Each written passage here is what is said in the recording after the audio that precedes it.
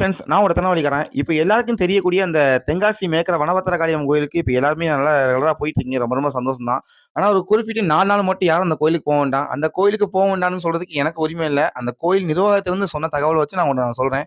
ஏன் பார்த்தீங்கன்னா, அந்த கோயிலுக்கு போற வழியில வந்து தார் சாலை போட்டுட்டு இருக்காங்க. அந்த தார் சாலை போடுறனால அந்த வழிப்பாதையில யாரும் யூஸ் பண்ண முடியாது. அதாவது அந்த வழிப்பாதையில யாராவது போக முடியாது. அதனால சில பேரு வந்துட்டு, வந்துட்டு ஏமாந்து போயிட்டு இருக்காங்க. ஏன்னா ஒவ்வொருத்தவங்க ஊர்லேருந்து வரும்போது சாமிய இன்னைக்கு பார்த்துரலாம், நல்லபடியா வேண்டிடலாம்னு சொல்லிட்டு சாமிய பார்க்கலான்ட்டு வருவாங்க. ஆனா அந்த இடத்துல சாமிய பார்க்க முடியுங்கும்போது ரொம்ப ரொம்ப கஷ்டமா தான் இருக்கும். அதனால இன்னைக்கு தேதி 20, 20, 21, 22, 23 இந்த 4 நாள் மட்டும் யாரும் கொஞ்சம் போவாதீங்க. ஏன்னா நம்ம ஒரு எண்ணத்தோட போவோம். அந்த இடத்துல சாமிய பார்க்க முடியுங்கும்போது ரொம்ப ரொம்ப மனசுக்கு கஷ்டமா தான் இருக்கும். அதனால இந்த 4 நாளைக்கு அப்புறம் யாருனாலும் போங்க.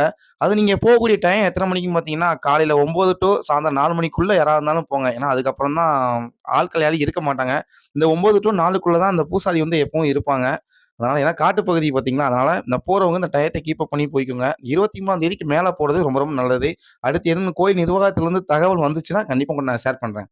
பாய்.